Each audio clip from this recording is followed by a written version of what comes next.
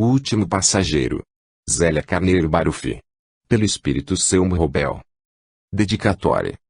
Dedico estas páginas àquele que tem sido, na minha caminhada, o esteio e ainda mais a certeza de dias futuros melhores, ajudando e burilando nossos espíritos nesta longa caminhada, meu esposo.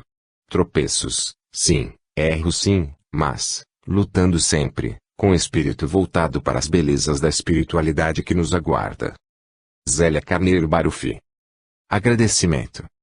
Na oportunidade do lançamento desta obra, não poderia deixar de agradecer ao meu mentor e amigo espiritual Selmo Robel, por mais este trabalho em prol da nossa edificação moral e espiritual. Ao sábio e educador Allan Kardec, que nos ofertou o Pentateuco Espírita, trabalho de iluminação da humanidade, inspirado por Jesus, que completa 150 anos em 2007, com o lançamento de O Livro dos Espíritos em 1857. Zélia Carneiro Barufi. Capítulo 1. O estranho chamado. Espíritos aturdidos pelas surpresas da vida espiritual, somente encontram nos pedidos angustiosos de socorro, esperanças para suas atribulações. A voz que vinha de longe chegou ao seu coração em forma de lamento. Aguçou o ouvido para melhor captar aquele pedido de socorro. Quase nada conseguiu perceber. Pouco pôde fazer, a não ser orar e reclamar pela insignificância do seu ser. Como gostaria de poder sentir-se forte, dentro dessa energia que o cercava e, ao mesmo tempo, tolhia seus movimentos. Sem saber ao certo, desejou ir à direção daquele apelo desesperador. Que fazer? Olhou ao redor, contemplando o universo no qual se encontrava, buscando entender as maravilhas que cercavam seu ser, mas que, concomitantemente, faziam com que se sentisse preso, sem ação alguma. Aquele chamado dorido atingia seus ouvidos, parecendo ser-lhe a pessoa mais importante para atendê-lo. Um grande temor tomou conta de si. Por que o chamavam com tanta veemência? Oh, Deus!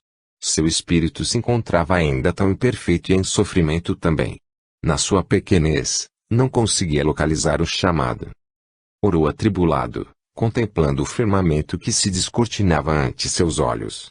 Como gostaria de estar em paz, sem tantos dissabores à sua volta e poder correr ao encontro daquela voz, que tentava reconhecer, mas que era, certamente, de alguém que ficara à mercê de tantos dissabores. Com o coração menos agitado e após algum tempo, tomou uma decisão. Apanhou do armário a lanterna, com a qual iluminaria o caminho, bastante escuro àquela hora da noite, e saiu.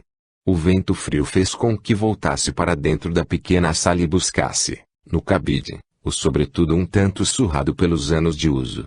Vestiu-o, agasalhando muito bem o peito. Colocou o chapéu na cabeça e partiu. O caminho íngreme, a escuridão à sua volta fez com que se detivesse. A lanterna clareava longe. Um arrepio tomou conta do seu corpo, ao mesmo tempo em que um relâmpago cruzou o céu de ponta a ponta. Sentiu que a chuva prometida logo despencaria. Foi andando, vagarosamente, buscando, em cada pedaço de chão, algo firme para apoiar os pés. Sentia-se atraído por aquele lamento, vindo não sabia de onde.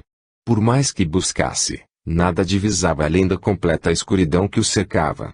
Por muito tempo, andou sem rumo certo, até que chegou à beira de um rio caudaloso cujo barulho era ensurdecedor.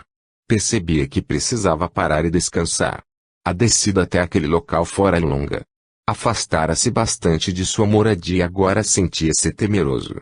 Sondou um lugar para o descanso e quedou o corpo na relva que ladeava o rio. Apagou a lanterna que trazia nas mãos, e completa escuridão desceu sobre ele. O medo do desconhecido fez com que aguçasse os ouvidos. Somente o barulho, parecendo uma queda d'água muito próxima, se fazia ouvir, cada vez mais forte. Hipnotizado por aquele ritmo constante, adormeceu profundamente. Quando abriu os olhos, ao clarear do dia, não sabia onde se encontrava. Uma tênue claridade passava por entre as árvores que circundavam o local, deixando o rio à mostra e, que agora podia perceber, era muito extenso. Uma barcaça estava ancorada um pouco mais além.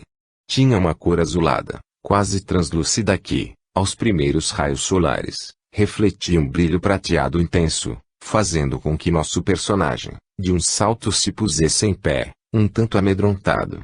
Pôde perceber, então, um pouco mais além, num trecho calmo, várias canoas com seus remos, ancoradas e balançando-se. Teve a impressão de que esperavam passageiros. Mas para onde? Imediatamente, conjecturou como não percebera, no tempo em que vivera lá em cima na montanha, aquele lugar. Que poderá ser este local? Inquiriu para si. Não vejo nenhuma habitação por perto. Entretanto, deve existir alguém ou alguma coisa instalada por aqui. Passando as mãos pelos cabelos umedecidos pelo ar da manhã, lembrou-se do ocorrido na noite anterior, quando chegara até ali, atraído pelo chamamento de alguém cuja voz lhe parecera conhecida. Sim, agora a reconheço. Era a voz de Cecília. Era a voz de Cecília.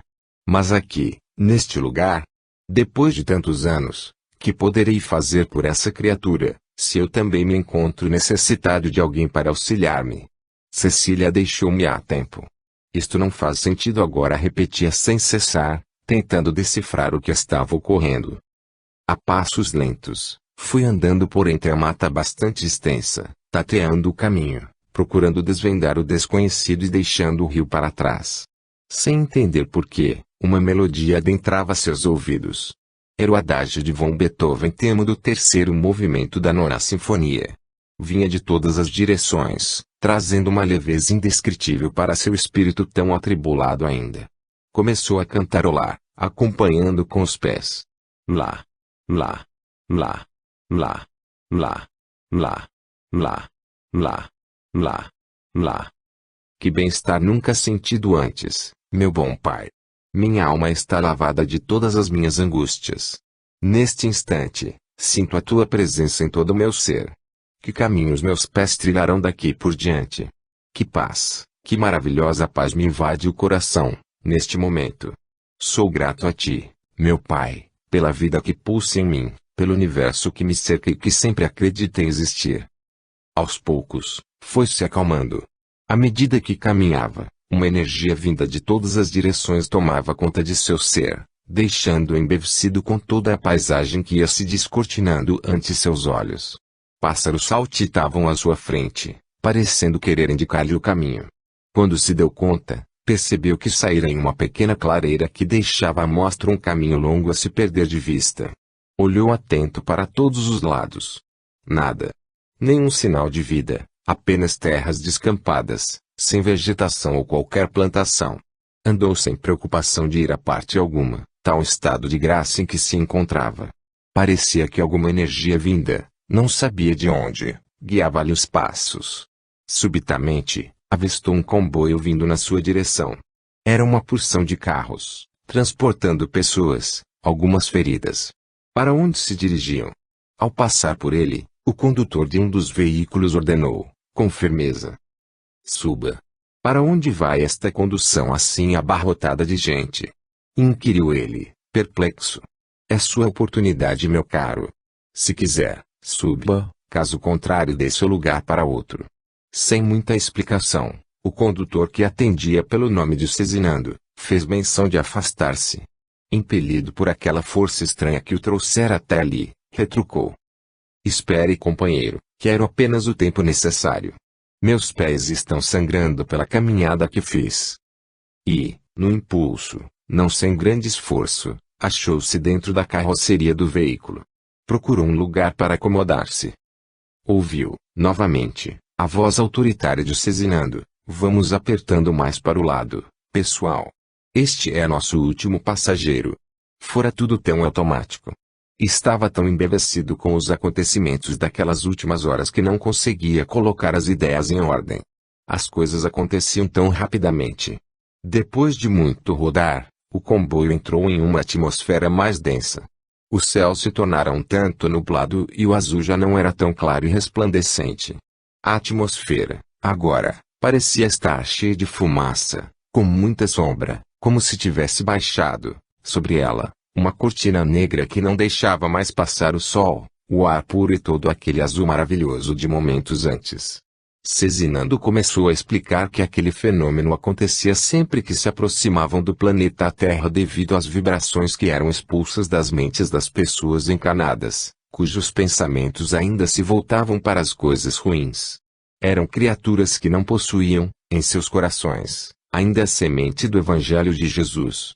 Voltadas para o mal, egoístas, maledicentes, atraíam, para junto de si, viventes do plano espiritual, esquecidos também de praticar as leis de Deus.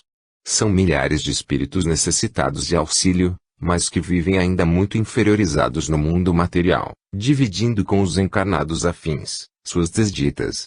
Seus pensamentos contaminam toda a atmosfera terrestre formando esta cortina fumacenta, como podiam observar. Passaram por vários locais movimentados. Alguns edifícios imponentes, defronte de praças muito bem ornamentadas de flores e cheias de arvoredos, onde algumas pessoas iam e vinham apressadas, àquela hora do dia. Os veículos arrastavam-se no trânsito, em comparação ao comboio que deslizava veloz, pelas ruas da capital. Estamos chegando ao nosso destino, anunciou Cizinando. Estacionou, minutos mais tarde, defronte de um pequeno edifício que ficava em uma rua bastante movimentada. Era uma casa espírita, dessas que prestam auxílio e esclarecimento a todo aquele que bate à sua porta. Capítulo 2. O destino do comboio. As casas espíritas são os hospitais de auxílio para os espíritos pouco evoluídos. Cizinando já era esperado. Os espíritos colaboradores da casa vieram auxiliar no desembarque de alguns companheiros que não podiam locomover-se de imediato. A figura de uma bonita e simpática senhora, pertencente ao plano espiritual, surgiu à frente de nosso personagem. Seja bem-vindo ao nosso grupo de estudos. Pelo que vejo, é a primeira vez que nos visita. Não me recordo de tê-lo avistado antes. Gesiel é o meu nome, senhora. Diva. Chame-me de Diva, atalhou ela, sorridente. Seja bem-vindo ao nosso grupo, Gesiel. Vamos entrando. E dirigindo-se aos demais, acomodem-se nos primeiros lugares à frente para que possamos atendê-los, de acordo com a necessidade de cada um. Em seguida, chamou uma de suas auxiliares, distribuindo algumas tarefas mais urgentes. Outro grupo está a caminho daqui. Chegará para os trabalhos da noite. Para tal, precisaremos de mais colaboradores. Veja o que poderá conseguir até lá com nossa irmã Maria. Gesiel, um tanto assombrado com os acontecimentos dos últimos momentos, seguiu as instruções da jovem senhora que atendia na recepção. Adentrou o salão, dirigindo-se às primeiras filas de cadeiras por ela indicadas. Acomodou-se, sem nada perguntar. Observou, nas laterais, pequenos alto-falantes instalados que, deduziu, seriam para transmitir a voz de alguém, em hora apropriada, mas, no momento, transmitiam a mesma música que o atraíra até o comboio. Emocionou-se com o fato. Notou também que por detrás da mesa à sua frente, havia um microfone e, mais além, um piano. Grande paz brotava em seu ser. Não sentia curiosidade sobre o que aconteceria ali. Desde que subira a bordo, uma tranquilidade tomara conta dele. Um pressentimento de que o estavam levando para o desfecho de algo muito valioso, fazia-o aquietar-se e aguardar, dentro daquela paz nunca sentida antes. Os colaboradores espirituais da casa traziam seus nomes estampados nos crachás que ostentavam pendurados por um cordão prateado no pescoço. Movimentavam-se, indo e vindo, orientando os recém-chegados, em lugares determinados e deixando com eles uma espécie de ficha, nas quais eram assentadas algumas informações. Em determinado momento, outra suave melodia se fez ouvir pelos alto-falantes e uma voz feminina iniciou a oração. Meus amigos, estamos aqui, uma vez mais reunidos em nome de Jesus, nosso irmão maior, para darmos início a mais um trabalho mediúnico, para o qual pedimos a colaboração de todos na oração sincera que nos ligará ao Pai amoroso e bom que tudo pode e que nos concederá os benefícios de acordo com o nosso merecimento. Nestes momentos em que vamos entrar em contato com o plano físico, toda e qualquer preocupação que possa alterar nossa comunicação, deverá ser deixada de lado.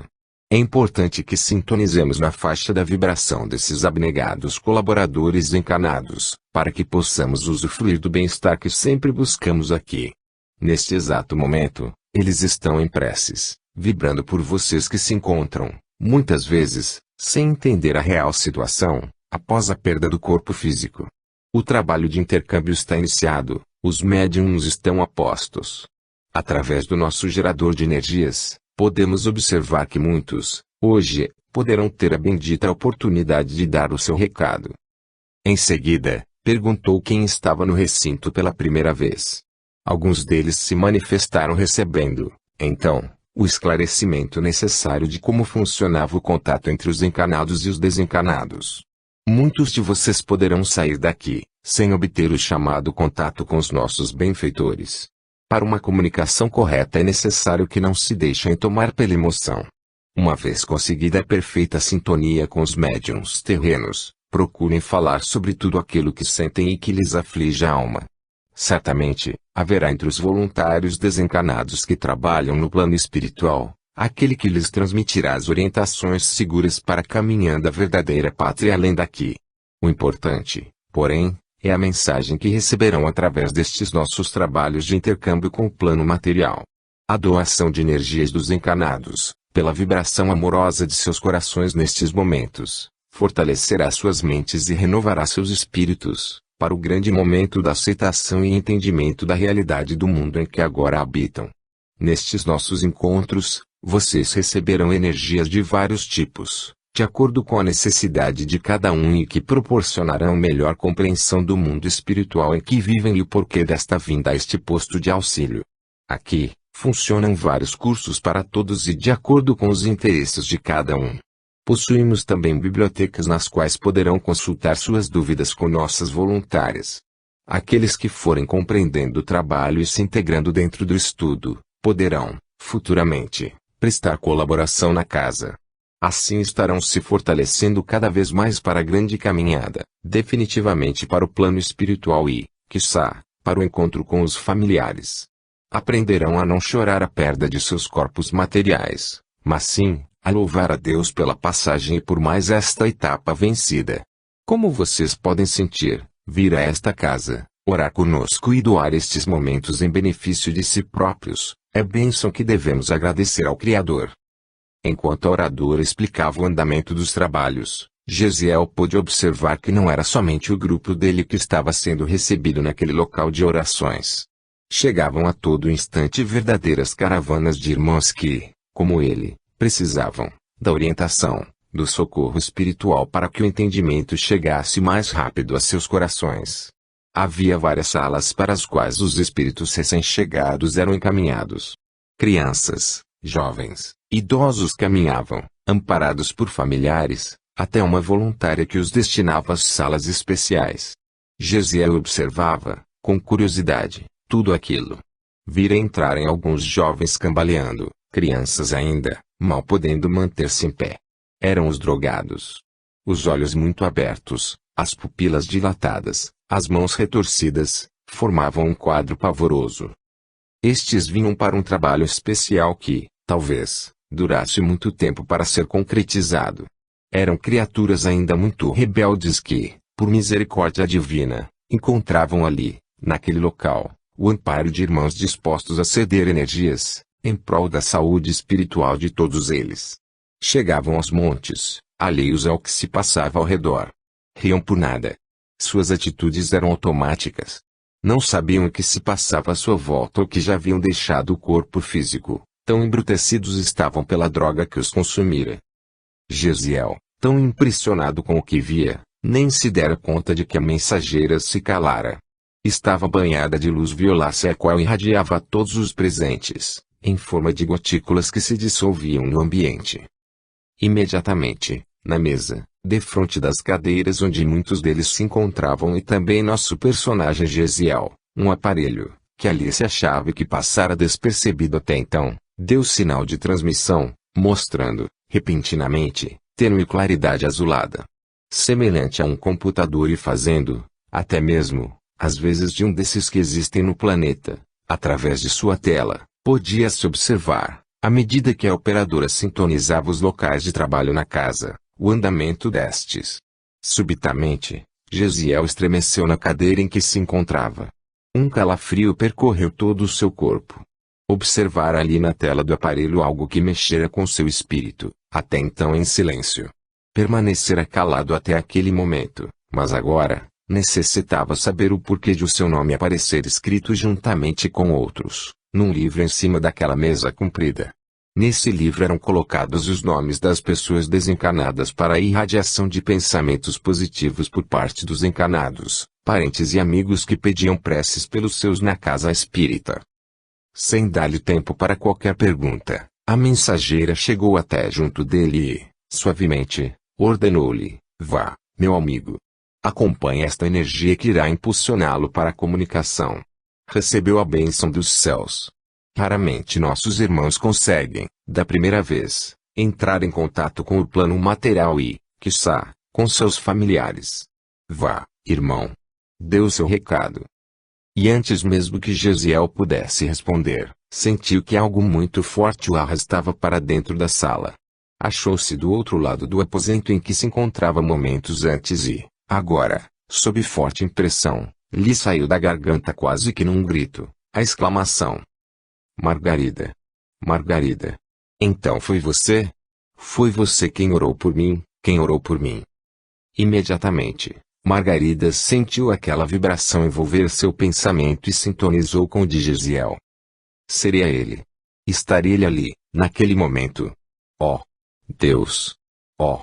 Deus! E a saudade que sentia há tanto tempo avolumou-se em seu coração. As lágrimas caíram silenciosas por sua face. Porque a lembrança de Gesiel tão forte em seu pensamento naquele instante. Tomou o lápis do que estava sobre a mesa e o papel à sua frente.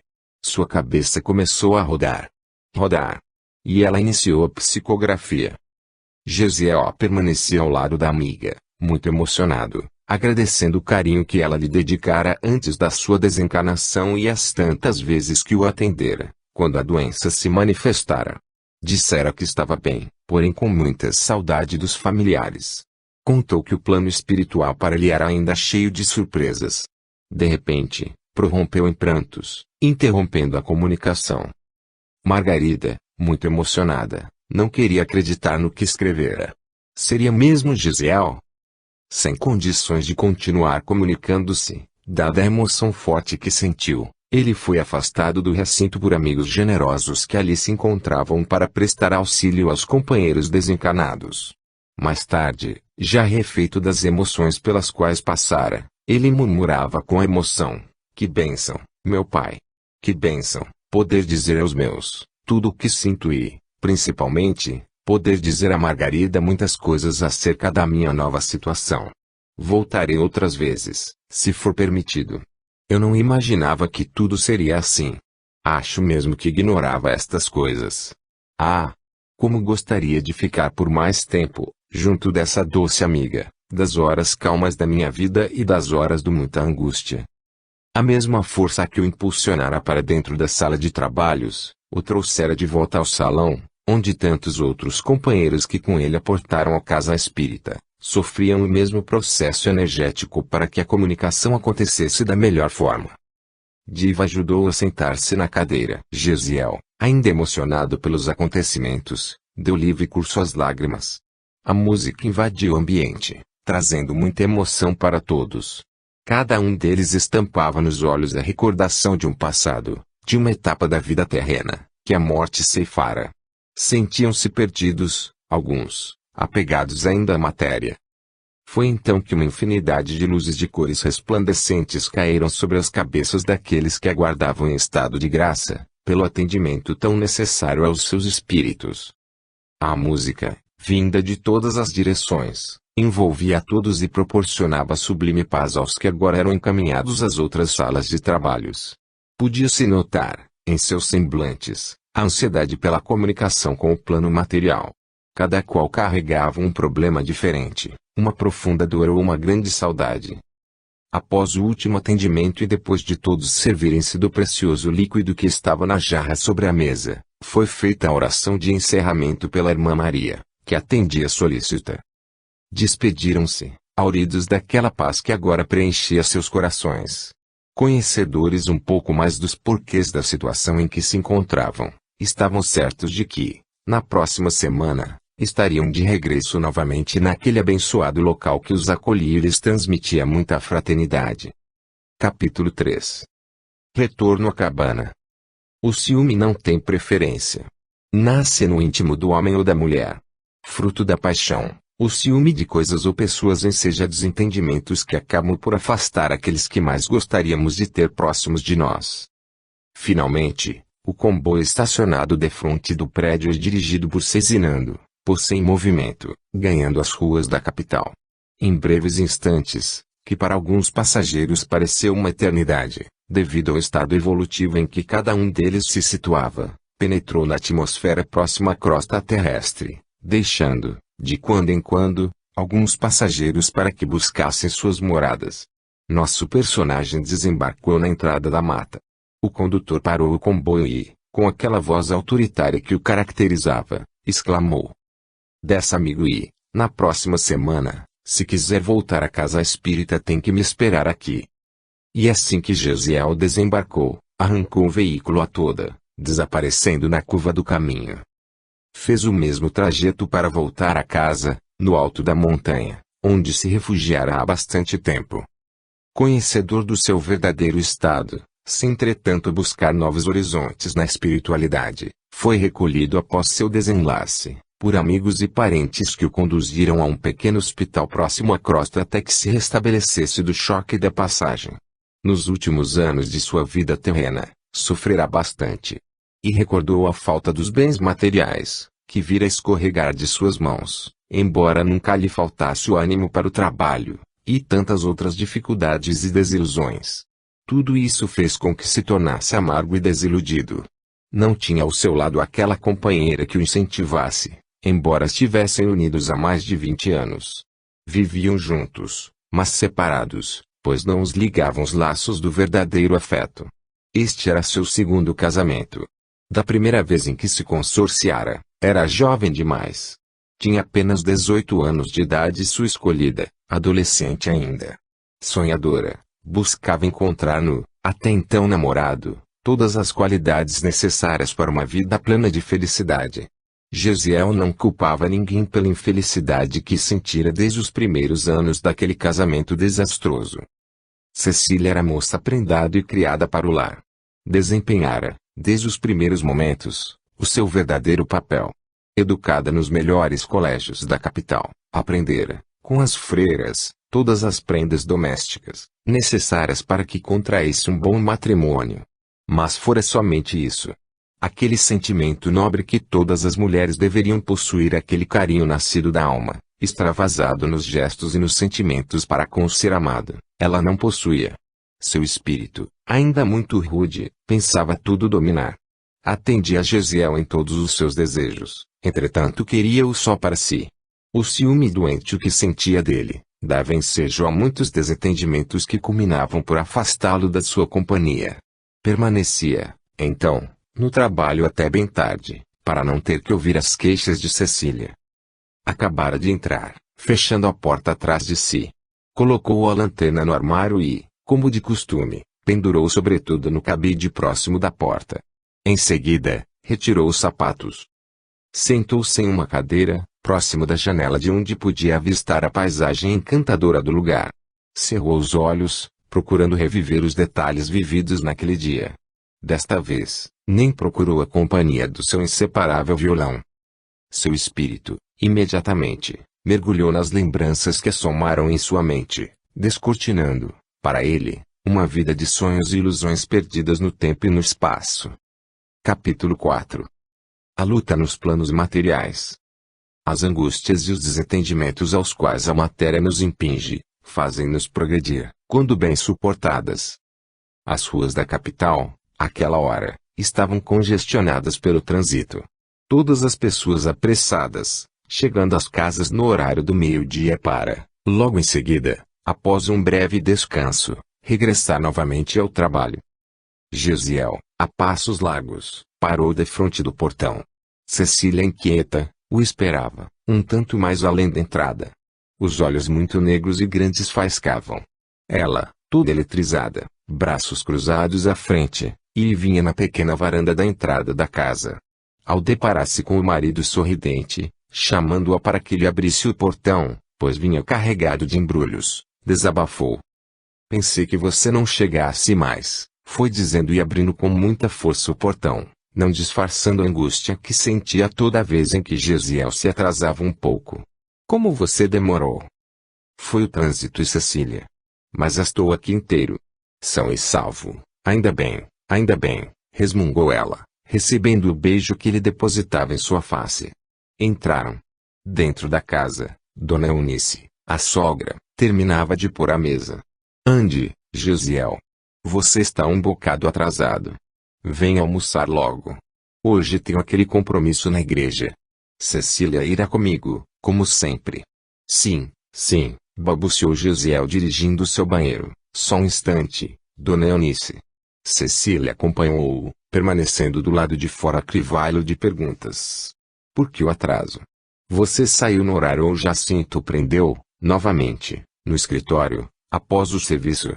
Sim, porque na semana passada já foi assim, lembra-se? Inquiria, aguçando os ouvidos, tentando ouvir alguma resposta mentirosa. Infernizava, constantemente, a vida de Gesiel com seus ciúmes doentios. Controlava-lhe os horários, o trabalho, os colegas. Suas amizades no escritório só podiam ser do sexo masculino. Se alguma mulher lhe telefonava sobre assuntos de trabalho, Cecília fazia tremendo escândalo. Saiu do banheiro, enxugando as mãos na toalha que ela lhe ofereceu. Imagine, até Ariel já foi para o colégio. Você atrasou bastante hoje. Será possível, Cecília, que você não sabe fazer outra coisa a não ser resmungar sobre o meu atraso? Atrasei pronto. E agora? Vai fazer o quê? Falar até amanhã? Chega a gente, advertiu Dona Eunice. Já estamos um bocado sem tempo. Venham sentar-se. A comida vai esfriar. Gesiel acomodou-se na cabeceira da mesa. Não serviu Cecília, como era seu costume. Estava por demais aborrecido. Todos os dias eram iguais. Os ciúmes da mulher não o deixavam em paz. Brigavam muito. Cenas fortes de discussão eram presenciadas pelo único filho, Ariel, sem entender. Quando Gesiel saía com o menino, levando para brincar na pracinha ali perto, Cecília não deixava o filho em paz, no regresso a casa.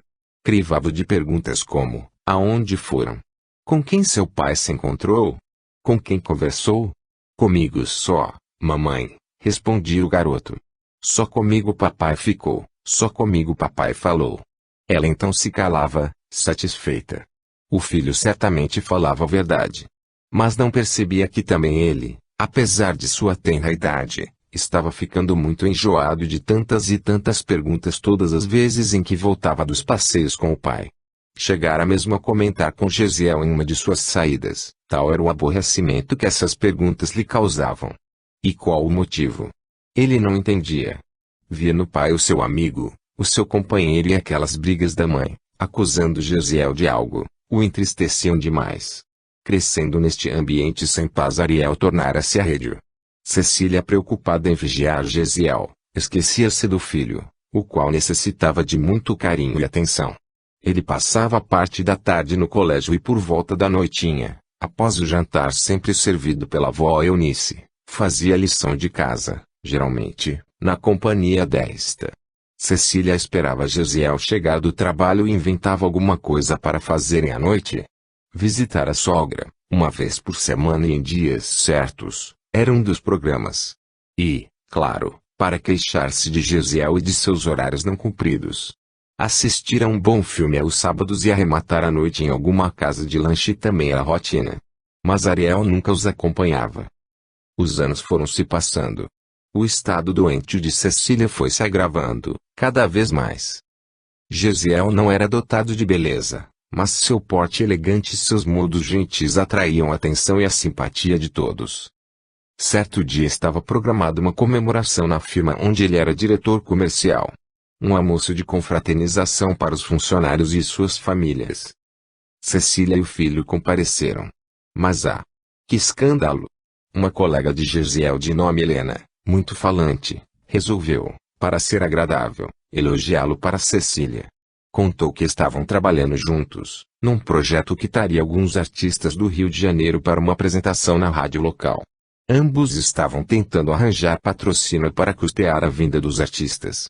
Esperavam boa temporada. Cecília mal ouviu as últimas palavras da jovem. Ergueu-se ruborizada, chamou o filho que se divertia com alguns amigos, filhos dos colegas do pai, e comunicou a Gesiel que estava indo embora. Mas como não podemos sair assim, deixar as pessoas? A reunião está uma beleza, todos estão se divertindo. Cecília, por Deus, não vai recomeçar com seus ciúmes.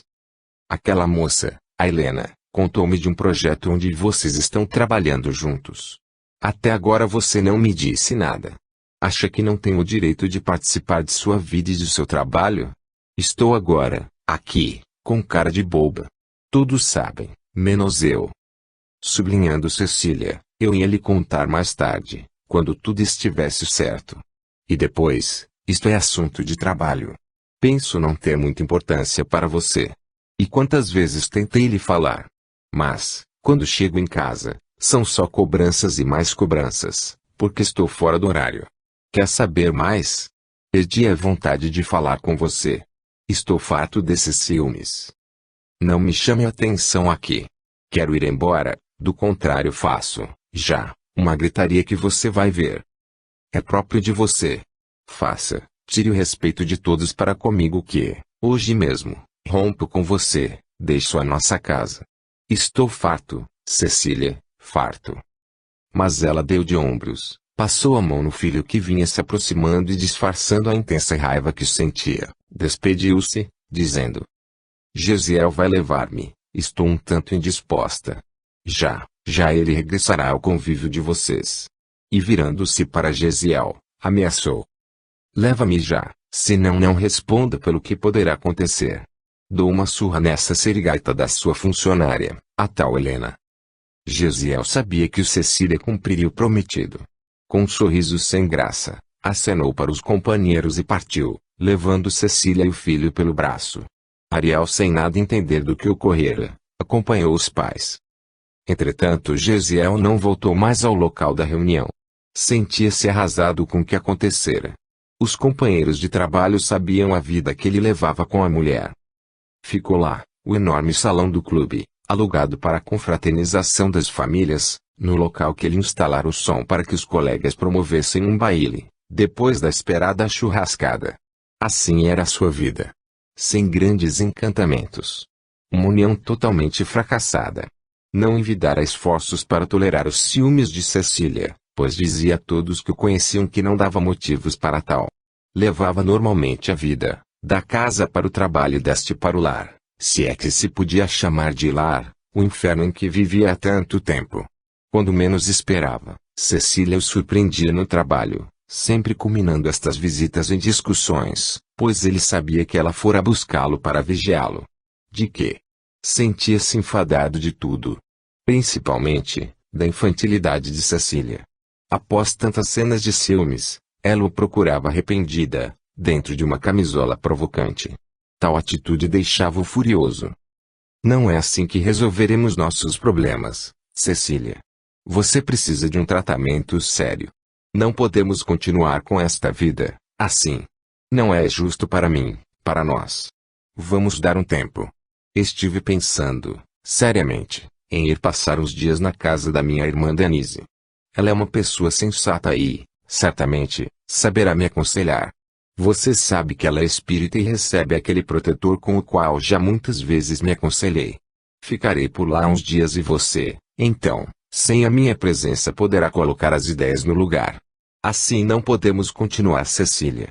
Estamos casados há bastante tempo e, nestes anos, não há como dizer que a felicidade mora ao nosso lado. Nós já nos perdemos ao longo desta nossa caminhada. Cecília, eu não mereço estas desconfianças todas e você, agindo assim, está matando o restinho de vida que ainda nos resta. Amanhã mesmo irei ter com Denise. Ela saberá aconselhar o melhor caminho para nós. Cecília pôs-se chorosa o resto daquele dia, inventando mil maneiras de entender-se com o esposo. Porém este permanecia irredutível. Já não aguentava mais. E ele estava decidido, partiria para a casa da irmã, na manhã seguinte.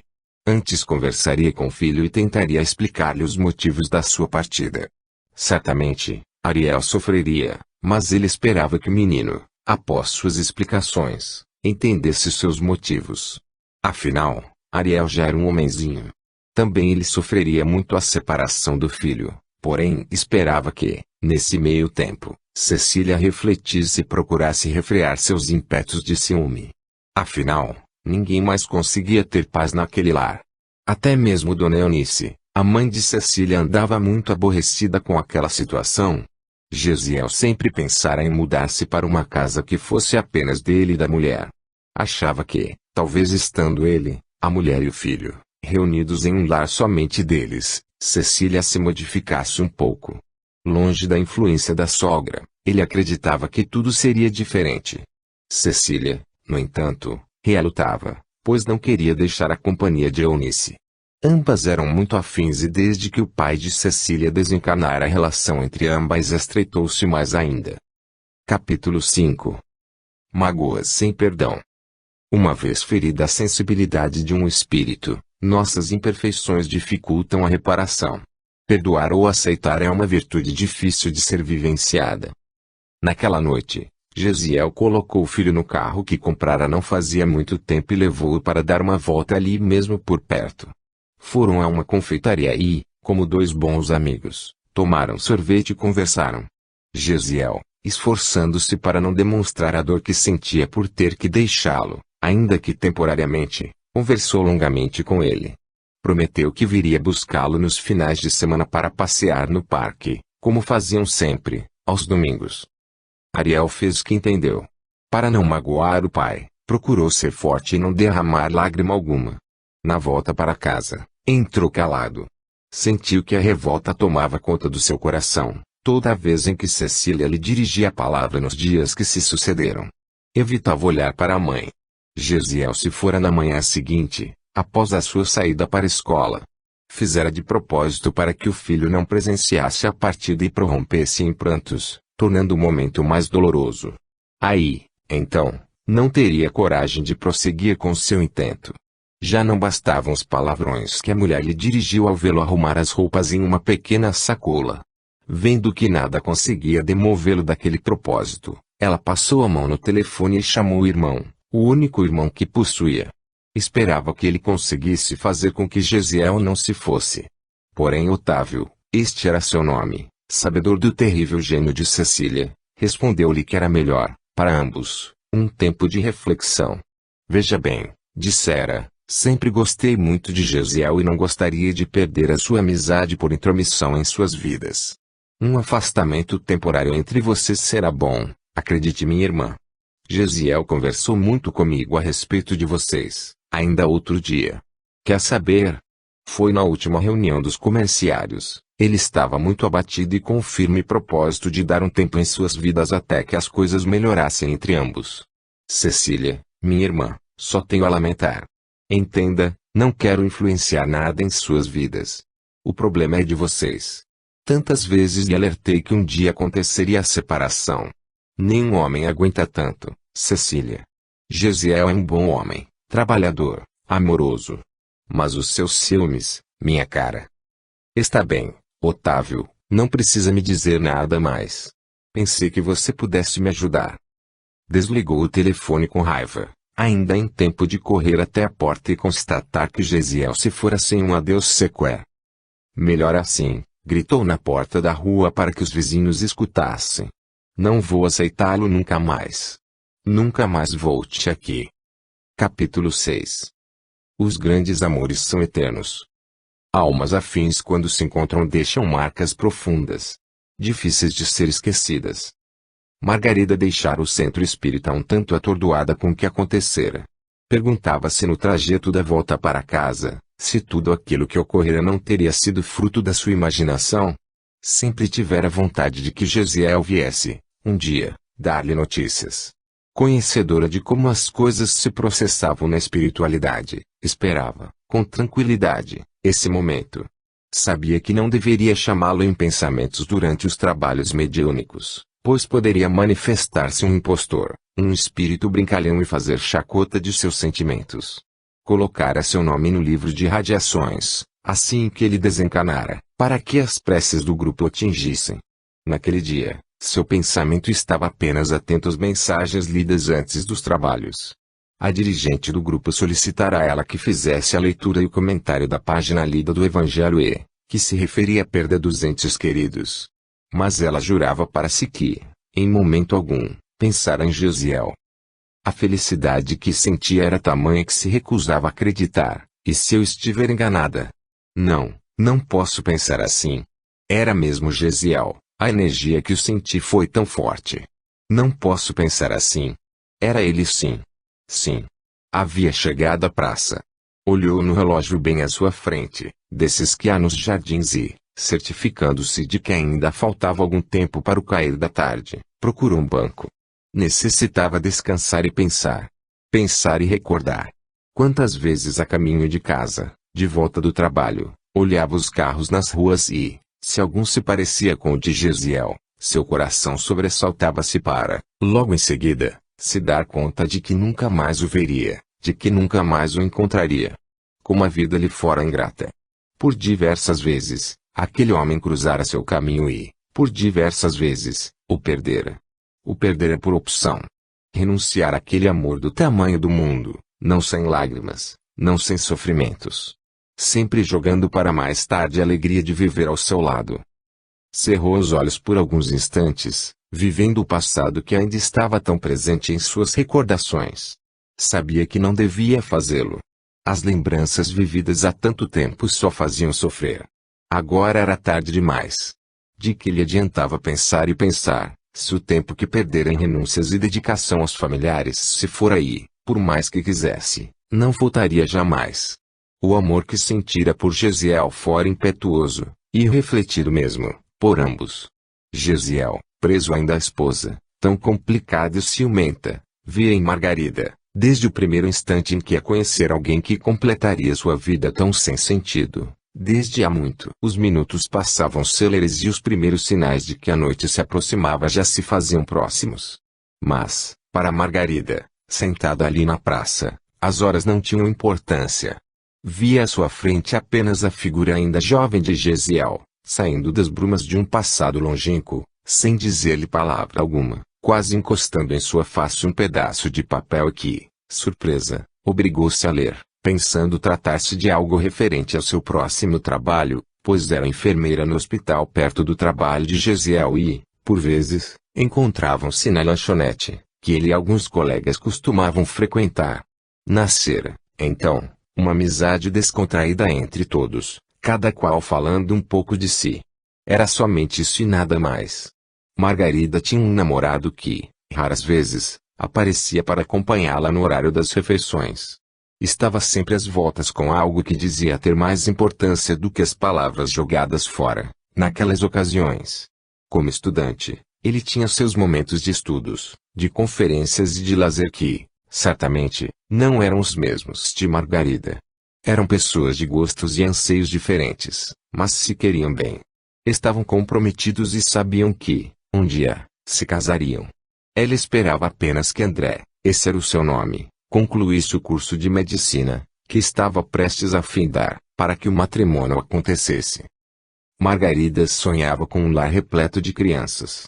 Idealizara, em sua cabecinha sonhadora, uma forma de vida que fugia um pouco da realidade.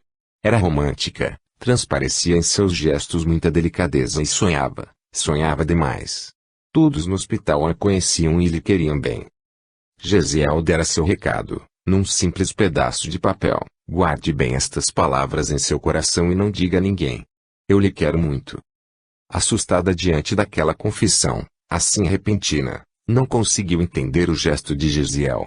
Viu constantemente, mas não percebera os sentimentos que dizia ter para com ela. Olhou-o temerosa. Corou envergonhada, com a revelação. Nunca pensara em Gesiel. Não daquela maneira. Sentiu como se houvesse penetrado em algo proibido, em seu ser. Olhou demoradamente para o homem à sua frente, fisionomia ansiosa pela sua reação. O que é isto? Uma brincadeira de mau gosto. Pensou. Levantou-se do lugar onde se encontrava sentada, passou por ele rápida, encabulada com tudo aquilo. Procurou a porta que dava a saída para a sacada da lanchonete que ficava no primeiro andar. Ali permaneceu por alguns minutos para refazer-se do susto que tomara com a revelação. André havia combinado encontrar-se com ela para almoçarem juntos, mas, como sempre, se atrasara e ela ficara só. Diante do ocorrido, procurou refugiar-se ali, de onde podia observar a chegada de André. Quando percebeu que ele vinha descendo a avenida, saiu em desabalada corrida ao seu encontro. Deu-lhe o costumeiro beijo, quase implorando para que ele não se atrasasse mais. Ela não gostava de esperá-lo assim, até muito tarde. Da próxima vez, se você não estiver aqui no horário combinado, vou embora mesmo, advertiu-o, aborrecida. Não estava brincando, não. Nos dias que se seguiram, procurou evitar a presença de Gesiel. Não fora mais aquela lanchonete. Capítulo 7. Esperanças de Gesiel. Pela maneira de encarar a vida, o homem pode aumentar ou resumir suas amarguras. Haviam-se passado alguns meses nos quais Margarida se afundara no trabalho, para esquecer o ocorrido. Trabalhava dia e noite, cumprindo alguns plantões e saindo assim, bem mais tarde, para o caminho de casa. Gesiel, apesar do afastamento de Margarida, continuava amando-a muito e seus pensamentos eram só para ela. Estava separado de Cecília, ao lado de quem, imaginava, não voltaria mais a conviver. Quando encontrara Margarida, sentira-se atraído, primeiro por sua meiguice, por seus gestos delicados e sua maneira peculiar de falar. Nos diálogos que trocavam, durante os almoços com os colegas, estava sempre a observá-la e perguntava-se, intimamente, onde foi que a vira. Margarida lhe parecia tão familiar. A cada dia que passava, mais e mais ele sabia que não poderia viver sem sua presença. Mas ela precisava saber disso e, certamente, ele a conquistaria, sim. Tinha certeza de que ela nascera para viver ao seu lado. Por precipitação de adolescente, fizera aquele casamento desastroso com Cecília, tempos atrás. Agora, agradecia aos céus a liberdade de que desfrutava. Sentia-se em paz, pois tudo fizera para conservar aquela união. Não fora culpa sua e sim dos ciúmes doentes de Cecília. Tentara tudo, mas não fora possível. Ao lado de Margarida, sentia-se feliz, voltara a sorrir novamente. Bendizia o amanhecer, como um adolescente, pois sabia que logo mais, no horário do almoço, a encontraria, ainda que apenas como amigo. André, o namorado de Margarida, raramente estava com eles. Fato este que Gesiel não entendia. Chegara a comentar com a jovem. Achava que ele não amava o suficiente para contrair matrimônio. Vocês são tão diferentes. É estranho esse comportamento de seu noivo. Quase não tem tempo para você. Margarida desculpava-se. André é muito ocupado e seus estudos lhe tomam muito do tempo que poderia dedicar a mim. Estou preparada, Gesiel, para ser esposa de um médico. E preciso ter muito espírito de renúncia para casar-se com um médico. Eu acho que estou preparada, sim. Também tenho minha profissão e não pretendo abandoná-la por nada deste mundo. André sabe disso. Uma tarde, quase ao cair da noite, resolveu esperá-la, na saída do trabalho. Estava louco, desesperado por vê-la. Eu lhe quero muito, muito, Margarida. Acredite, por favor, meus sentimentos são sinceros. Ante a surpresa do encontro, a jovem retrucou, Gesiel, eu não esperava encontrá-lo aqui agora. Neste momento, estou indo para casa. Não posso me demorar. Outro dia conversaremos. Onde está André? Não pôde acompanhá-la novamente. Inquiriu insistente Gesiel, querendo provar a ela uma vez mais que estava correto em suas deduções. O namorado não amava. André viajou para um congresso, respondeu contrariada, diante da insinuação de Gesiel. Então poderemos conversar em algum lugar. Eu a levo em casa depois, não se preocupe. Está bem, Gesiel, você venceu. Então vamos a uma lanchonete. Estou louca para tomar um café. E, por favor, fale tudo agora, Gesiel. Diga tudo o que tem para dizer e me deixe em paz depois. Tudo bem? Ponto de exclamação, respondeu com um largo sorriso de satisfação. Venha comigo, vamos pegar meu carro que está aqui perto. Vamos a um lugar menos conhecido. Quero estar a sós com você, preciso lhe falar muito, muito.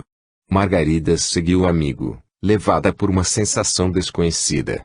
Seria por tanta insistência de Gesiel que seu coração se sobressaltara e um brilho estranho nos olhos aparecera. Pareceu-lhe já ter vivido uma situação semelhante em algum lugar. Tentou, mas não conseguiu lembrar-se. Estaria mesmo disposta a dispensá-lo, definitivamente, de seu caminho. Andava, ultimamente, com o coração em sobressalto e com o pensamento, de vez em quando, voltado para Gesiel. Não queria, mas acontecia. Sua figura perturbava-lhe a mente.